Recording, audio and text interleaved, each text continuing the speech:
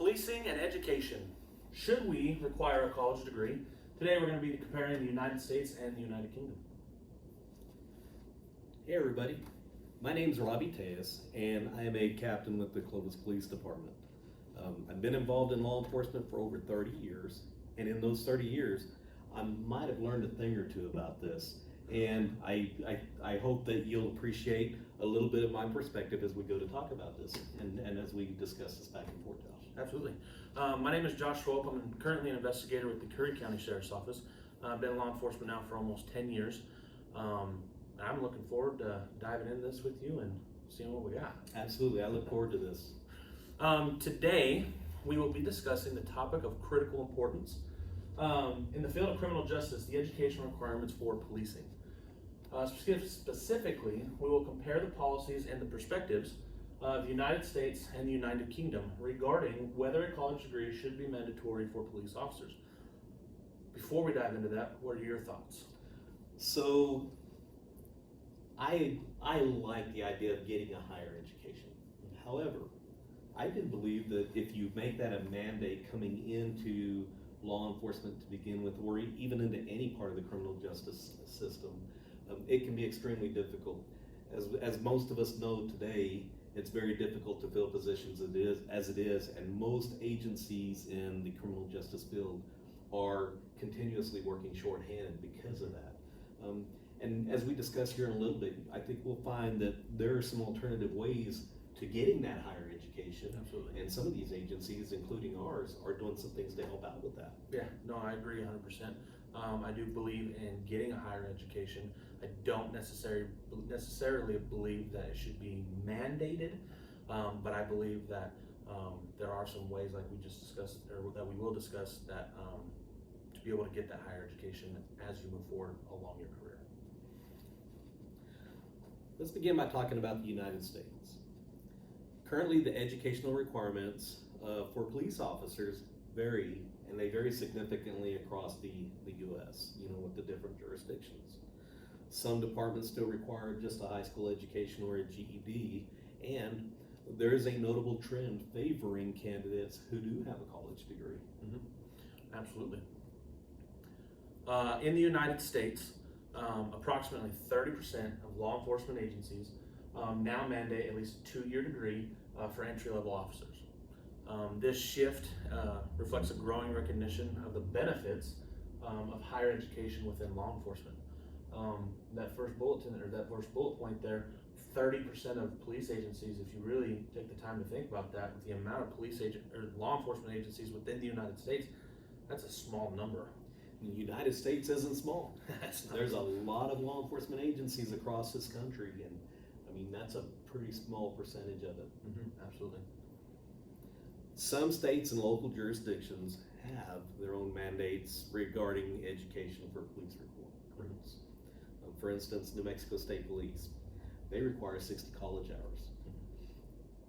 Were you aware, or did you know that the New Mexico Police Academy, upon completion of that, you receive 30 credit hours that go towards college? And with New Mexico State Police, that gives them additional time to complete the remaining 30 credit hours that are required in order for them to maintain their position with the agency. Agencies like New Mexico State Police, I know they specifically require that you have those 60 hours within your first 2 years of employment in order to maintain that position. Mm-hmm. And within my department, they didn't require any type of degree or 60 college hours or anything like that, but I was lucky enough to be a recipient of 30 college credit hours through the academy when I went.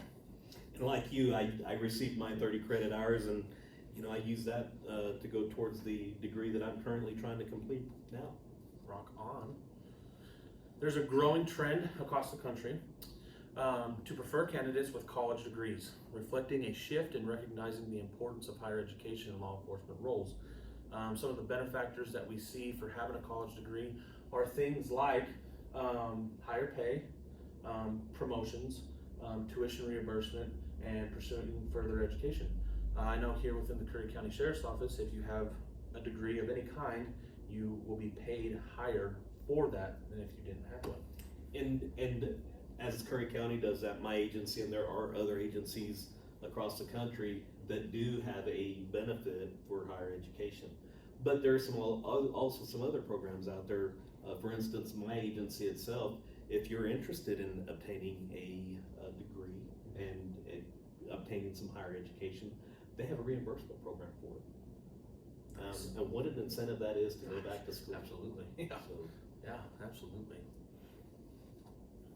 supporters argue that higher education enhances critical thinking, decision-making, and community relations among officers. And all of those are important when we talk about getting out and dealing with your community. Research indicates that officers with degrees, they exhibit lower misconduct rates, and they're better equipped to handle complex policing situations.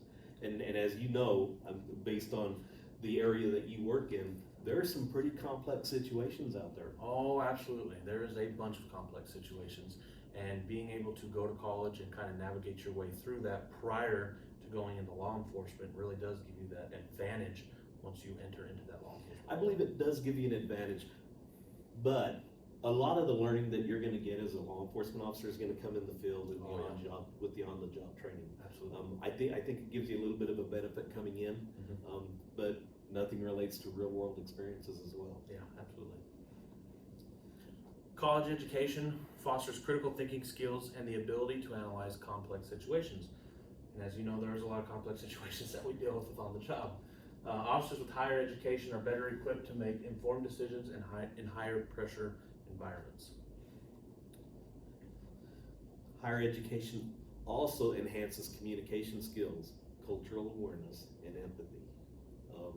Educated officers are often more adept at engaging with diverse communities and building trust. And I wanted to take a quick minute to talk about the communication skills with higher education. As you know, being in law enforcement, you have to have good communication skills when you're dealing with the public. It's probably one of the things that is your best tool, is being able to talk and use your words. And so having that with higher education, being able to enhance that is awesome. But not just the communication skills, that cultural awareness and empathy is really, really important. We know we're dealing in a field today that doesn't have the same public trust it had 30 years ago. Yeah. And that's something we're working towards building back. You know, and there's situations across the country like the George Floyd incident that have disrupted or have really degraded that public trust. So it's really a fine balancing act, trying to get back to where we're one within the community, and we're also showing that we are a professional organization that's doing the right thing. So education does help with this. Absolutely, absolutely. Studies indicate that officers with college degrees exhibit lower rates of misconduct and use of force incidents. And the use of force incidents in the United States today is a really big topic. Educated officers are more likely to use de-escalation techniques and exhibit higher levels of professionalism. It's awesome that we gain this experience through college, but one of the other benefits to that is that it doesn't just stop at college. We get this type of training within our respective departments continuously. And that's the reason that they're able to bring people into the field without a college degree, is because the state and the academy, they have a process of providing the needed training to make the officers sufficient in working in the field. And not only do they make them or bring them into that base level, but they require ongoing training. So there's mandated training. Some of this, such as use of force and firearms, there's some that's annual training that's required, and there's some that is biannual, which means every couple of years they have to touch on it and maintain that continuous training. Yes, sir. Modern policing requires a broad skill set to address issues such as cybercrime, domestic terrorism, and the now big topic, mental health crisis. There's a lot of push and there's a lot of funding going into dealing with mental health today. Absolutely. And we see it on a regular basis. You know, the big push to get officers even more mental health training and dealing with mental health patients out there.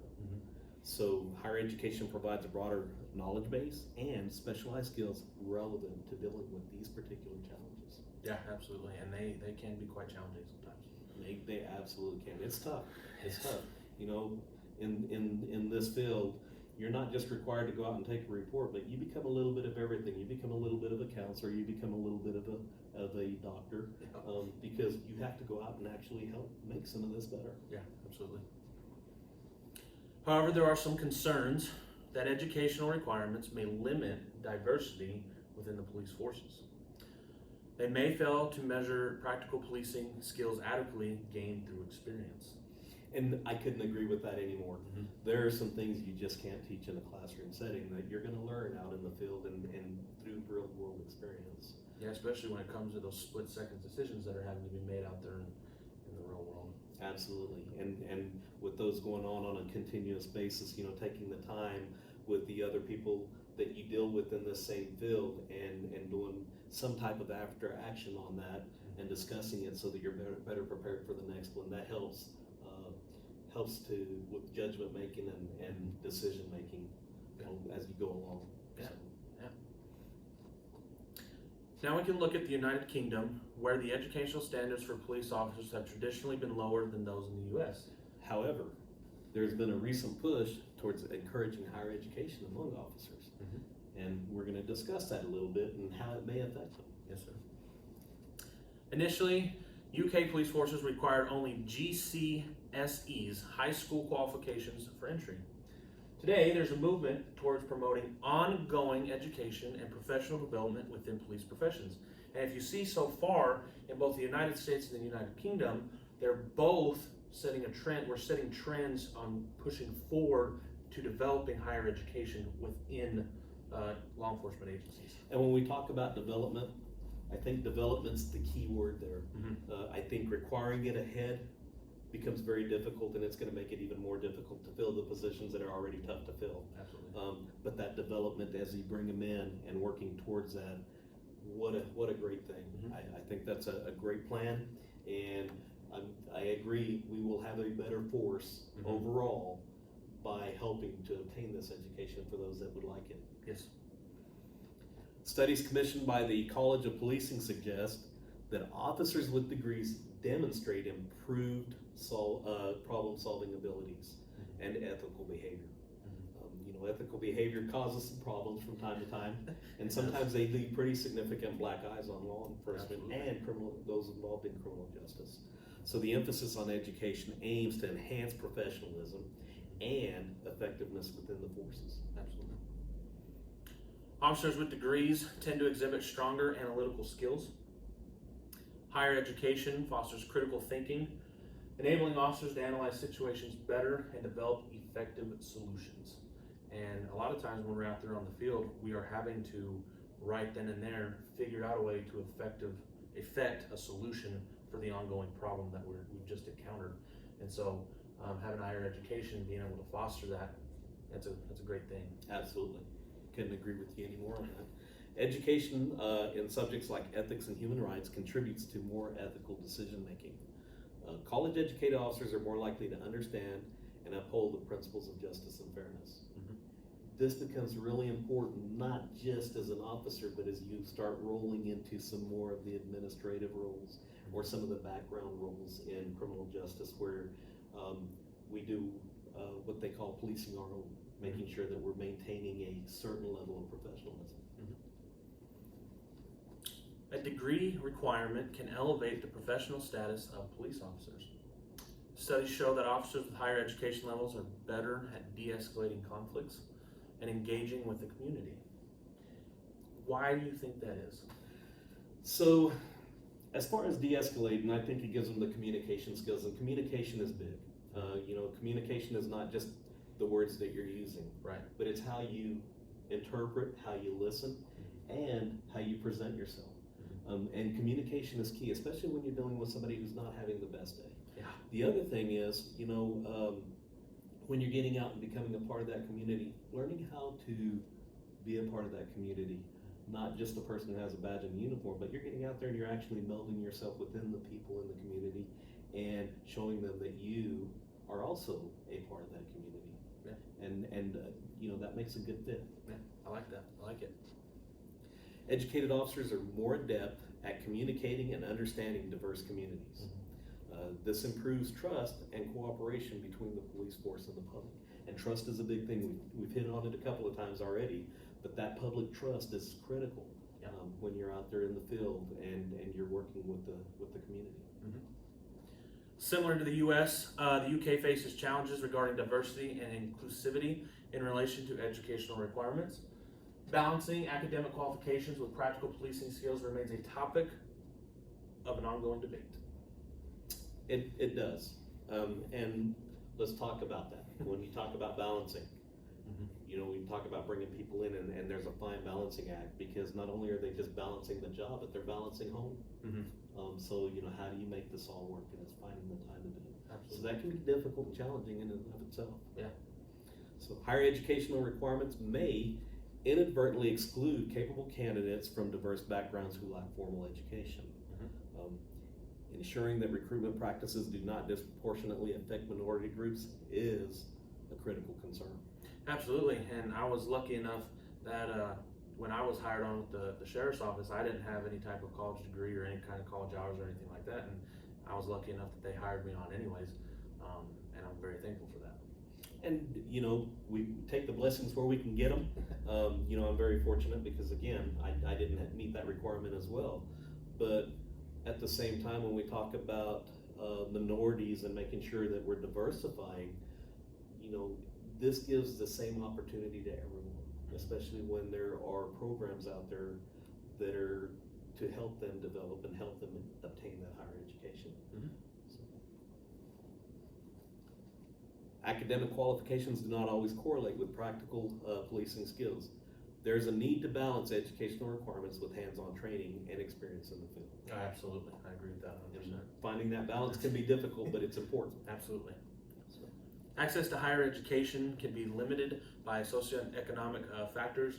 Potential recruits from low socioeconomic backgrounds might face financial barriers to obtaining a degree.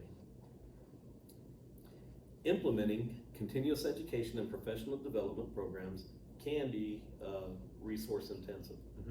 So ensuring that your officers have access to these opportunities requires substantial investment in infrastructure. Absolutely. In conclusion, both the United States and the United Kingdom are navigating the complexities of educational requirements in policing. While higher education can offer significant benefits regarding officers' performance and community relations, it must be balanced with concerns about equity and inclusivity. Policymakers, law enforcement agencies, and educational institutions must collaborate on evidence-based strategies that promote academic excellence without compromising diversity within police forces. This is important. Absolutely. We live in a very diverse country. Our communities are very diverse. And what was diversity 15 years ago is not the same as what's diversity today. Yeah. We're continually seeing change, and we've got to be able to adapt to that change, and we've got to develop with that change. And so it's really important that we bring everyone to the table to come up with these policies that help us adjust and continue to be a functioning part of that community. Absolutely. Well, that concludes our presentation for today. From myself, thank you so much. Thank you. We appreciate it very much.